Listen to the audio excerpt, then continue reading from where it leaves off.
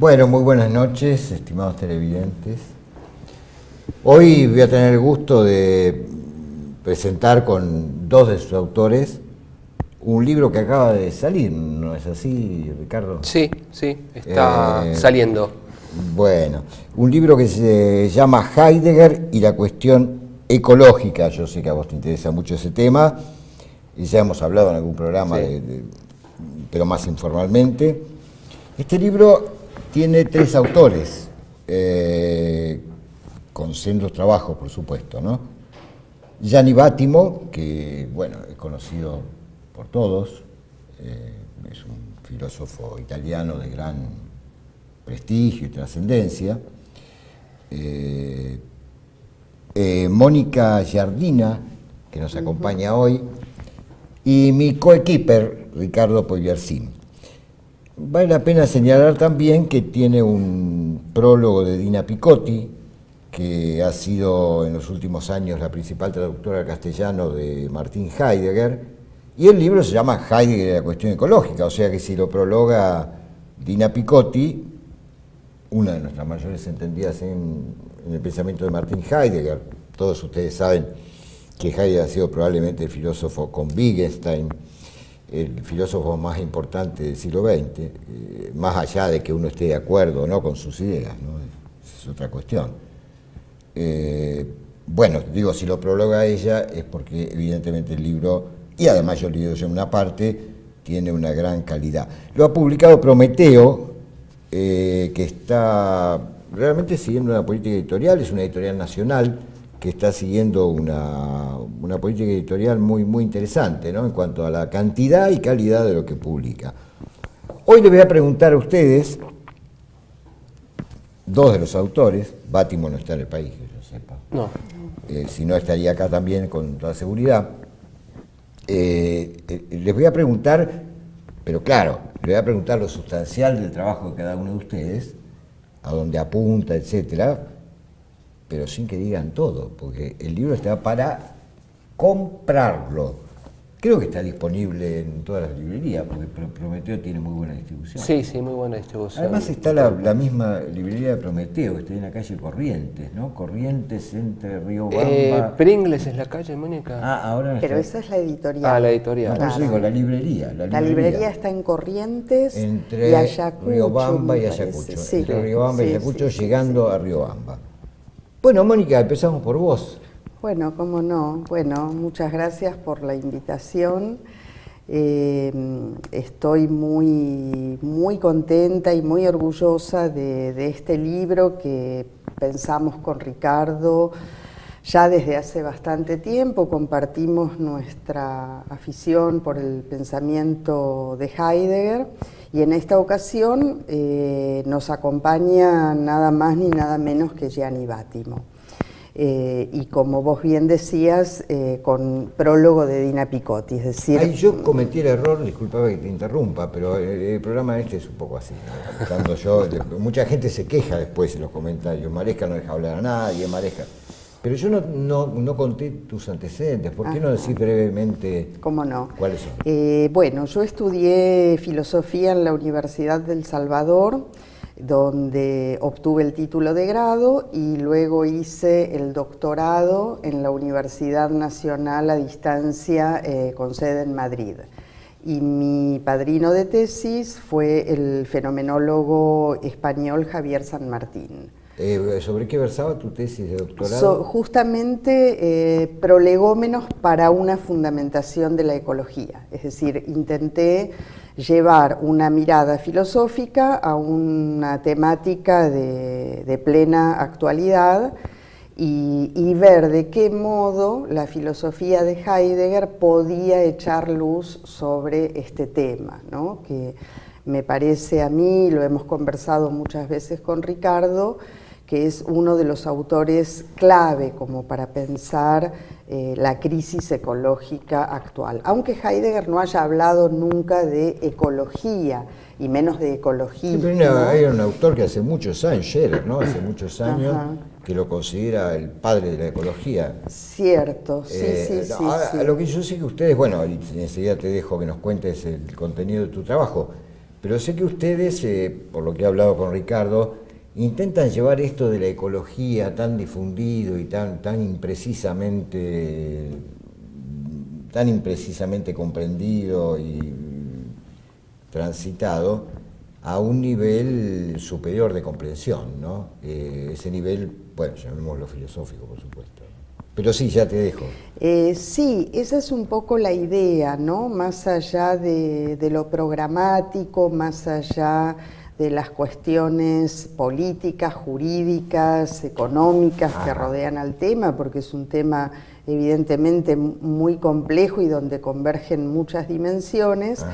La idea era trabajarlo a partir de la filosofía de Heidegger, sobre todo lo que se da en llamar el último Heidegger, que bueno, es una terminología, muchas veces lo conversamos con Ricardo, muy discutible, ¿no? Si hay un primer Heidegger y un segundo Heidegger, pero lo cierto es que podríamos decir a grandes rasgos y muy esquemáticamente que a partir de los años 30, cuando el tema de la técnica se convierte un poco en la espina dorsal de todas sus meditaciones.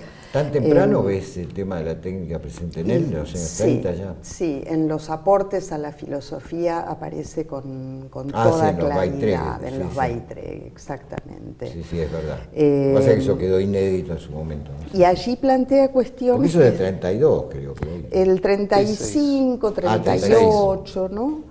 Y allí plantea cuestiones que, digamos que son propias del ámbito de la ecología, como los riesgos de que el pensamiento calculador hegemonice toda la escena del pensamiento, la idea de la técnica devenida ya tecnocracia, en fin, y sobre todo la cuestión de la devastación de la tierra, que es un tema que ya preocupaba a Nietzsche y que Heidegger retoma y profundiza un poco en diálogo con Hölderlin y en consonancia con el tema hölderliano de la huida de los dioses, el desierto que avanza y que crece, retomando esa figura nietzscheana tan elocuente. Ahora, siendo yo un poquito abogado del diablo, no hay en esto que vos relatás y que obviamente es la visión de Heidegger dicha así a grandes rasgos, ¿no? Porque hay que comprar el libro, no basarse en esta charla. Digo, ¿no hay un toquecillo romántico? Hablando de romanticismo alemán, de eso estoy hablando, ¿no? Digo, en esta posición de Heidegger, ¿no hay sí lo hay. un residuo romántico? Sí lo hay, digamos? sí lo hay. Sí lo hay, ¿no? Sí lo hay. Lo que pasa que eso no lo convierte a Heidegger en un romántico, es decir, es más que eso, ¿no? Pero indudablemente que hay una fuente romántica y bueno, de hecho Hölderlin, al que tampoco podríamos meter de lleno en el romanticismo porque lo desbordaría, es su poeta, digamos, predilecto, pero sí lo hay, claro que sí.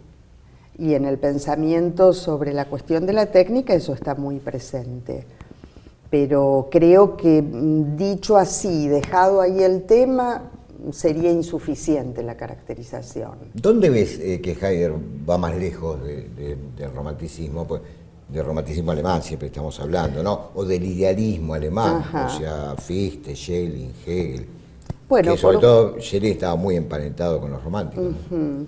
Por un lado, porque va más allá de cualquier ismo, como él se ocupa de aclarar en distintos momentos, ¿no? Es muy difícil capturar, encerrar el pensamiento de Heidegger en una corriente. Sí, por ejemplo, cuando se decía que era existencialista, ¿no? Claro, él siempre se negó, cosa que no le gustaba para nada. Y porque además identificaba los ismos con determinadas modas culturales a las que nunca adhirió. Me parece a mí que el ir más allá está en la clave ontológica con la que Heidegger encara los temas que lo preocupan desde siempre.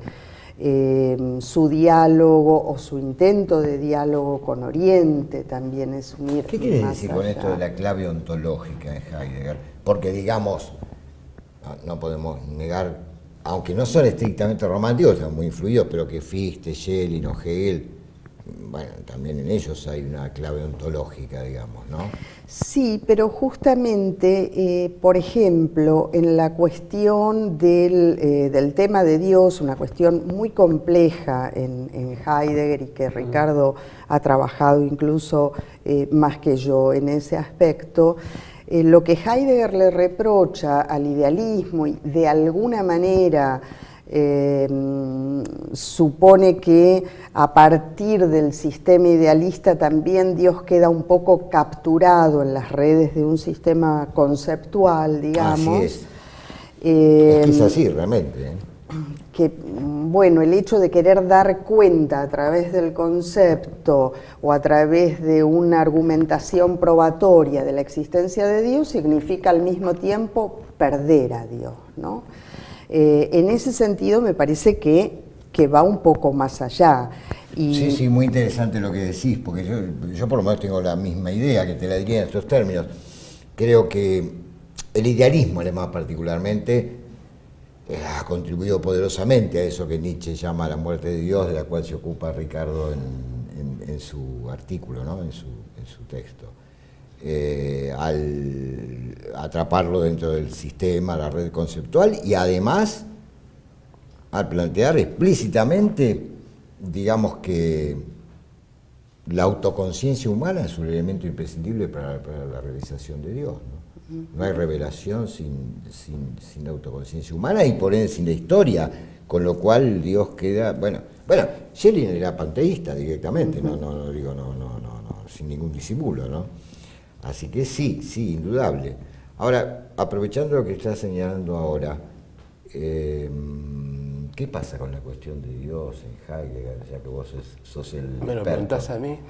Bueno, así lo ha dicho... No, yo antes que nada Mónica, ¿no? quiero agradecerle a Mónica por el aliento, por el mutuo aliento que nos hemos dado para escribir este libro, que nos costó bastante. En fin, entre pensar, elaborar los temas y que el libro tuviese una coherencia interna y bueno, y los dos estamos más o menos en la misma sintonía. Así que quiero destacar acá el trabajo de Mónica muy especialmente porque es muy esclarecedor al respecto de lo que ella está señalando ahora y lo que ha escrito en el libro. ¿Qué me preguntabas? No, bueno, ahora te pregunto otra cosa. ¿Cuál es el aspecto que te parece muy significativo del trabajo de Mónica? Mónica es muy didáctica, es sumamente didáctica, es muy clara, con un autor que es complejo y con una problemática que es compleja. Entonces ella lo que hace es ir directamente a la obra de Heidegger, sobre todo lo que se ha llamado el Heidegger a partir de los años 30, que aparece la cuestión de la técnica, que aparecen nociones como maquinación, ¿no? O lo gigantesco. Esto en los Beiträge, ¿no? En los aportes a la filosofía que tradujo Dina Picotti. Y lo que tiene Mónica es que la virtud que tiene es en escribir aquello que es complejo de manera que se entienda.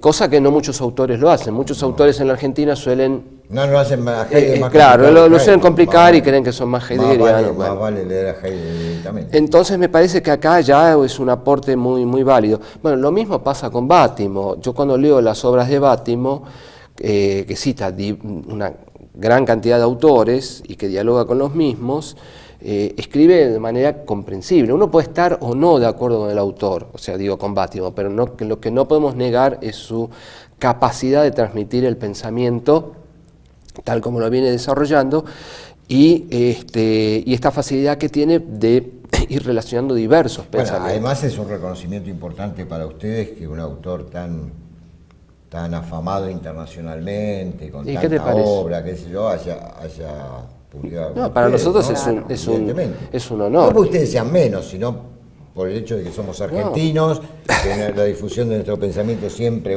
es menor, porque de nosotros, viste, Maradona, el tango, el dulce de leche, ahora que haya un pensador. La literatura sí. Ahí nos Sí, dejan. sí, En es eso cierto. nos dejan. Sí, sí. Podemos tener un Literatura. Borges, Cortázar, podemos un Sábato. tener, pero un filósofo argentino, no. Va de Los retro, países no. centrales eso no lo admiten. La filosofía es cosa de ellos. Así que nosotros nos animamos a pedirle a Bátimo que colaborase con un artículo y bueno, muy gentilmente lo hizo y para nosotros, para mí es un prestigio que haya él colaborado y un honor, mejor dicho, y estoy muy agradecido porque lo considero el pensador contemporáneo ¿Cómo se llama el trabajo, más importante. el trabajo de él? Leído acá. El trabajo de Bátimo se llama El silencio animal y el sentido de la historia. Mira qué interesante. Es un trabajo breve que se mete ya con una cuestión que también me meto yo al final del texto, que es el tema directamente de la animalidad. Pero hablando de animales, tenemos que hacer un corte. Dale. Querido Ricardo, enseguida continuamos con ustedes dos.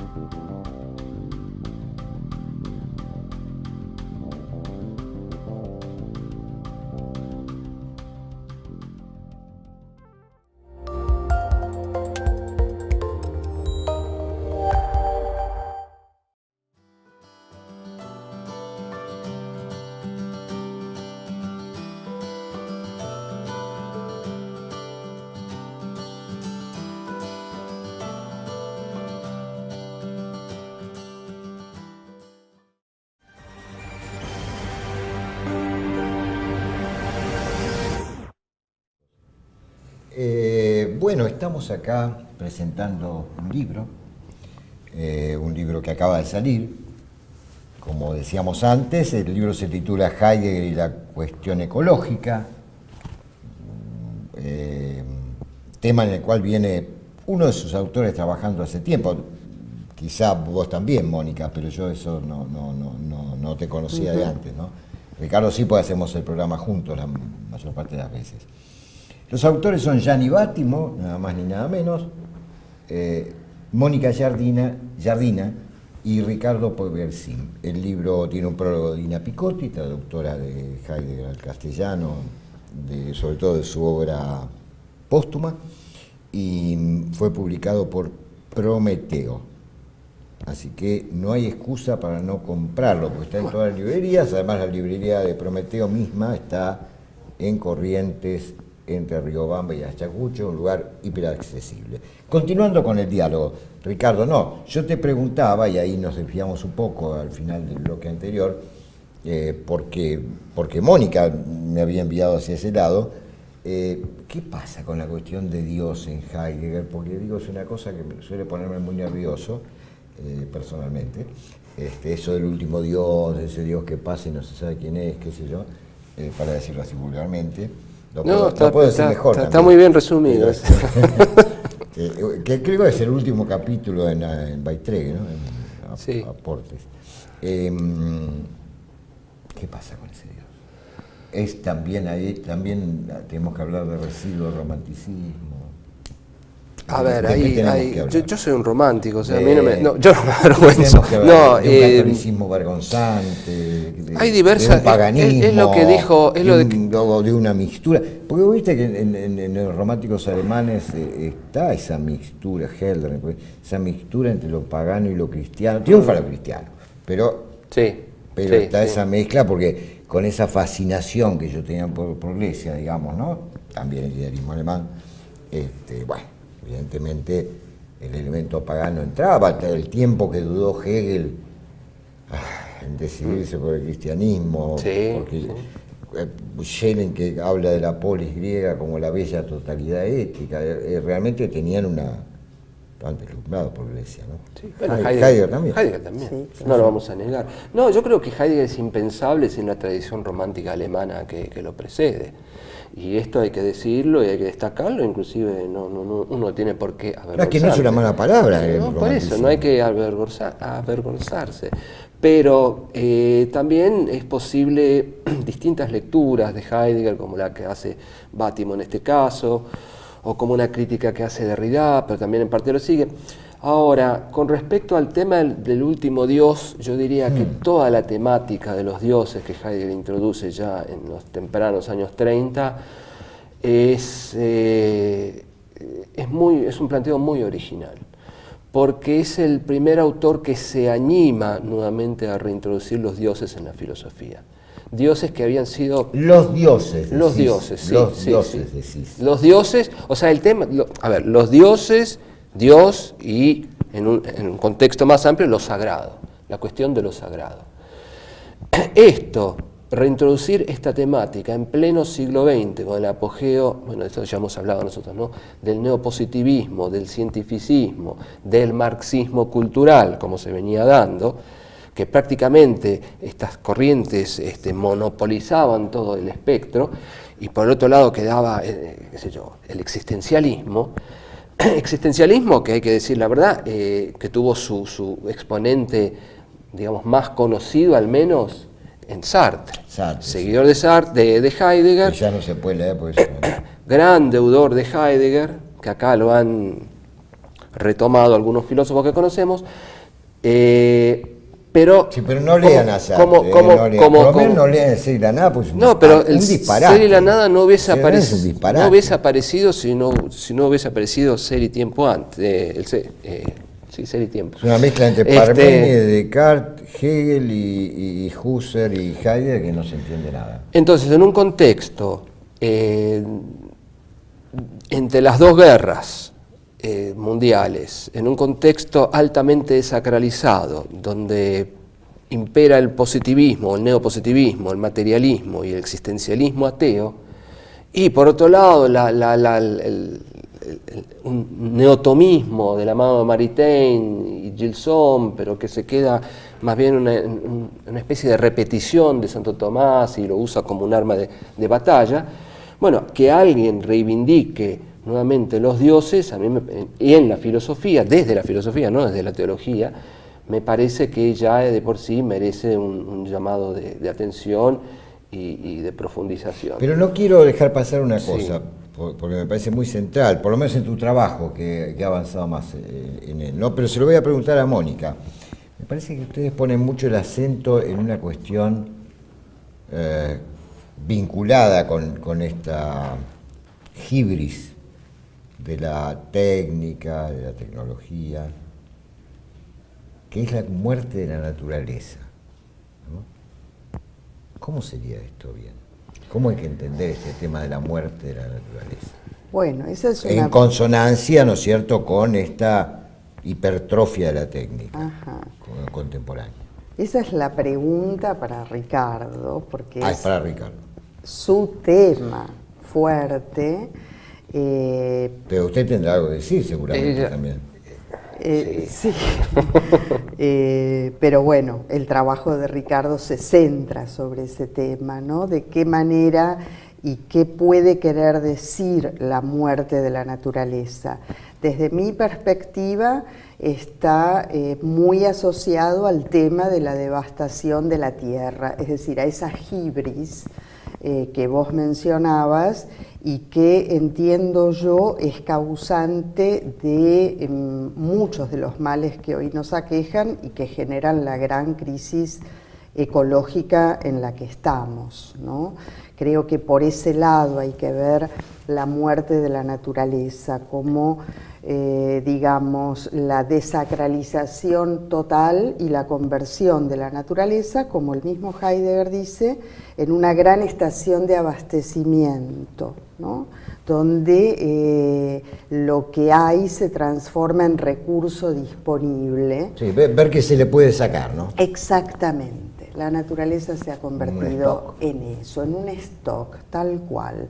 Y esto, claro, tiene que ver... Y también en nosotros, ¿no? Que se nos y puede también sacar, nosotros, los recursos desde humanos. luego, Sí, sí. desde luego que no quedamos fuera de ese circuito. Entonces, me parece que en ese sentido la categoría que él va a introducir en el pensamiento sobre la técnica, que es la de lo Gestell, es decir, la reunión de todos los modos de imposición, porque la esencia de la técnica es eso, es la imposición, es el emplazamiento en todos los órdenes de la vida, encuentra en la ideología del neoliberalismo o del capitalismo tardío su, digamos, su contraparte ideal. Eso me ¿no? interesó muchísimo, porque la verdad que, en mi caso, yo pienso que, a ver, trato de ser breve, que Heidegger convierte a lo que se llama la esencia, la técnica, para nuestros televidentes. Quien quiera penetrar este tema más en Heidegger tiene un trabajo fundamental que se llama La pregunta por la técnica. Es muy difícil, ya prevengo, es muy difícil. Hay que leerlo con mucha paciencia, tiene palabras alemanas casi intraducibles, pero bueno, ese es el trabajo. También está Die Gefahr, ¿no? El peligro. El peligro. ¿No? Es un trabajo importante Sí. Al respecto, y varios más. Pero la época de la imagen del mundo es un trabajo anterior, pero que está en lo que ahora se llama Caminos del Bosque, bueno, Holzwege, ¿no? En esa recopilación de trabajos de Heidegger, y me parece que es por dónde empezar, y después la pregunta por la pregunta por la técnica, sí. Se llama La época de la imagen del mundo, ese trabajo. Yo he trasladado un poco de información, para muchos será obvio esto que digo, pero para otras personas que nos ven, no. Seguro. Bueno, no. Es decir, yo tengo la impresión de que Heidegger autonomiza en exceso lo que él llama la esencia de la técnica, digamos la tecnología, aunque no es lo mismo, ¿no? Pero para ser un poco más sencillos. Cuando yo pienso que está intrínsecamente vinculado el desarrollo tecnológico con la voracidad del capital. Y digo el capital y no el capitalismo, porque el capital funcionó maravillosamente bien en su proceso de acumulación en la Unión Soviética, por lo menos claramente durante el periodo de Stalin, con la industrialización y la colectivización forzosa del agro, etc. Y ahora en China ni hablemos, porque es casi lo ideal, ¿no?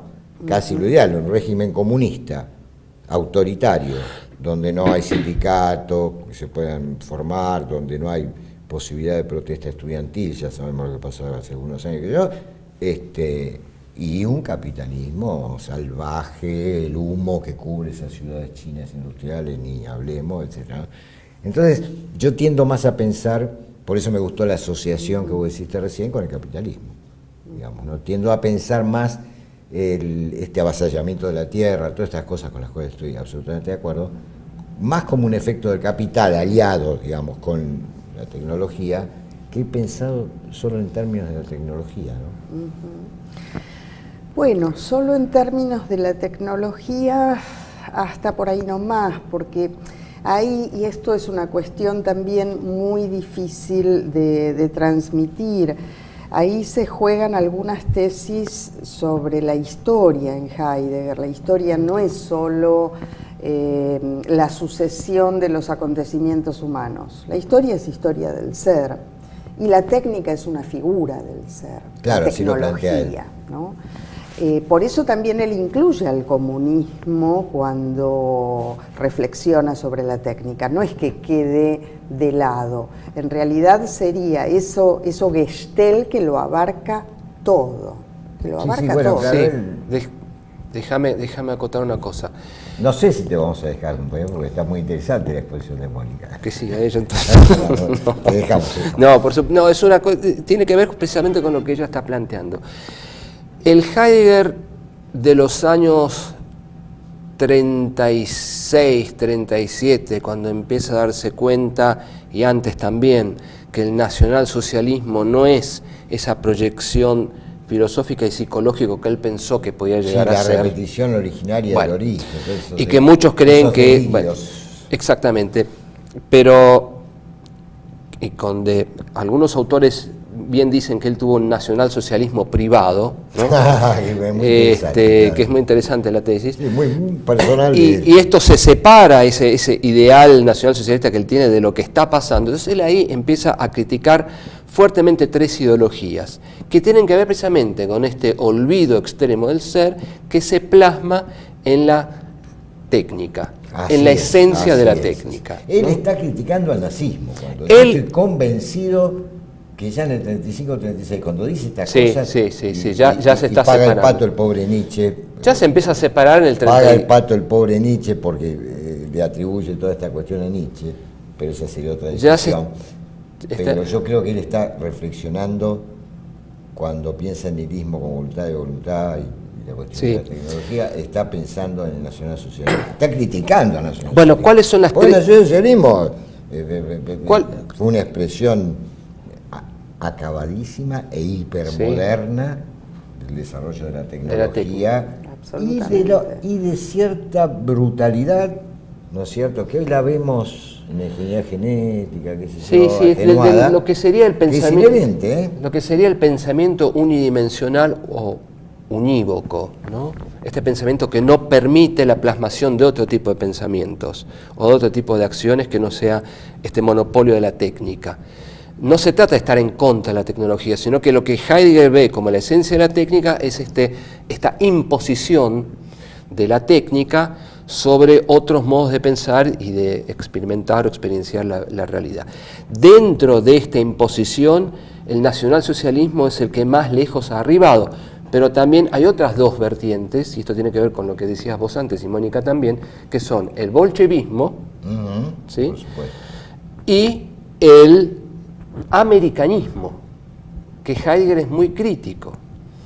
Y este americanismo es el capitalismo tal como se viene dando en algunos lugares hoy en el mundo.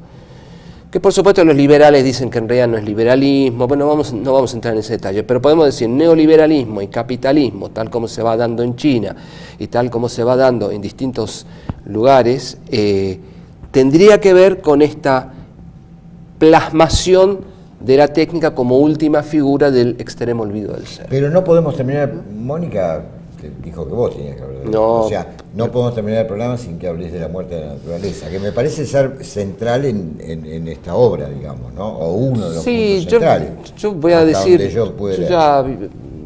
simplemente dos o tres cosas. El tema de la muerte de la naturaleza como término no aparece en Heidegger, es una expresión que utilizo yo.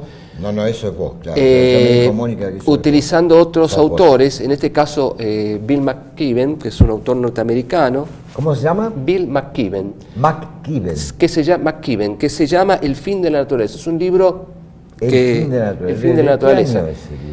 Y ese año desde los 80, él después escribió más cosas. De mediados de los 80. ¿Consigue? No, es muy difícil de conseguir. Bueno. Digan, sí, yo lo tengo. Me tienen que llamar a mí, yo les paso el dato. ¿Pero dejaste acá tu mail o algo?